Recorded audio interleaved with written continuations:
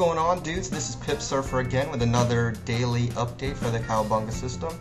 Today is August 12th, 2008, and today was a pretty good day. The sterling continued to move down as the dollar pushed forward, and it looks like we're seeing a really nice trend here. We're just going to jump right into it, and right here I have my 15-minute chart on the left and my 4-hour chart on the right. This is the cable, or the sterling dollar, and we're going to look at our 4-hour chart to determine our trend. And I'm just going to move back this chart so you can see what it looked like right before we traded. And you can see here that the trend change candle was way back on August 1st, and since then we've had a nice trend down and have not had another trend change. So starting today's day, we were only looking for short trades, and I'm just going to fast forward through the rest of the day's action. You can see that there were no new trend changes, and the trend remained down the entire day. So once again, it was another easy day in the fact that we only had to look for one type of trade, and that was short trades. So that's pretty much how you determine the trend. No problems there. Now we're going to go ahead and zoom in to the 15-minute chart, the shorter time frame. And I'm going to move my chart again all the way back to just before midnight when I start my trading. About right, and this is what my chart looked like. And first thing we're going to do is take a look at our news events for the day. So I'm going to go ahead and go to Baby Pip's calendar, and if you take a look, you can see that our big news for the day was at 4:30 a.m. Eastern time, and this was the UK CPI report. You can see it's marked by a red there, and we also had the trade balance at 8:30 a.m.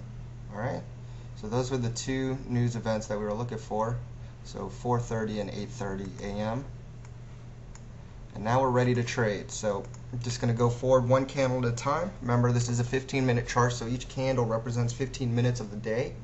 And we're just going to make a mock trading day, and hopefully you can see what I saw during the day.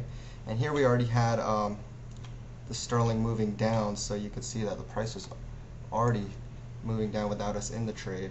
Crossover is way back here. That was at around 8 o'clock. So keep going forward. Now we have some retracement. Price continues to move up.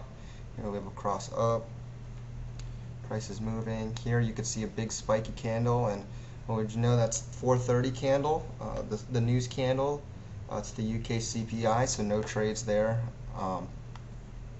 And here the next candle, which is the 5 a.m. candle, we did get a crossover. You see that RSI is below 50, stochastics are trending down, and MACD was positive and losing value. And I had a question yesterday saying, well, why wouldn't you enter if MACD was already negative? Because wouldn't that indicate, you know, a short move or a downtrend? The answer here is that we're looking for moves that are just starting, and so when you entering a short trade when MACD is already negative, sometimes you can get in when the move is already gone or done with. So our purpose here is when we get in with a positive MACD and losing value, we're trying to catch the trend just as it starts. So sometimes this hurts us, but more often than not, with a lot of testing, I found that it actually catches bigger moves, and we get more pips that way. So that's the whole reason why we only enter if MACD is positive and losing value, or if it's positive and turns negative for a short trade, and vice versa for a long trade. Okay, so we enter here at the close of the candle, which is at 89.78. Our stop is going to be at the most recent swing high. It's all the way at 90.83, so a big stop here. And we're going to put our target at the nearest 50 level, because that gives us about 28 pips of profit, which is pretty good. You can see that our reward to risk ratio isn't positive at this point, but sometimes it just works out that way. I found that more often than not that you'll get these trades. And remember, this swing high is really just due to the news. You know, so it's not really I would say not really an accurate depiction of a good stop place, but according to the rules, that's where we're going to put it. So you can see that price is continuing to move, not really going anywhere. And here it's about 8:15, and we know that trade balance is coming out at 8:30. So our target isn't hit. We're actually down a little bit. So I'm going to exit this trade right here, and I got at about 90.10. So small loss there, but not as big as our stop loss, so we're okay. We're out of the trade because news is coming out at 8:30. It's the trade balance, and there's the news candle. And so we're still looking for trades. Here we get a crossover. It's at 10:30. You could see that RSI is below 50. Stochastics are trending down, and once again MACD is positive and losing value. So this is a good trade. We want to get in as close to the close of this candle as possible, which is at 90.17. Our stop's going to be at the most recent swing high, okay, 90.68, and we're going for about 17 pips here if we put it at the most recent 50 or 0 level, which is at 9,190. So that's once again not a one-to-one positive reward to risk ratio, but then again it's still okay in this case. So we're in the trade. Now we just continue to watch, and you can see that our target was hit here. Price actually did make a nice clean break.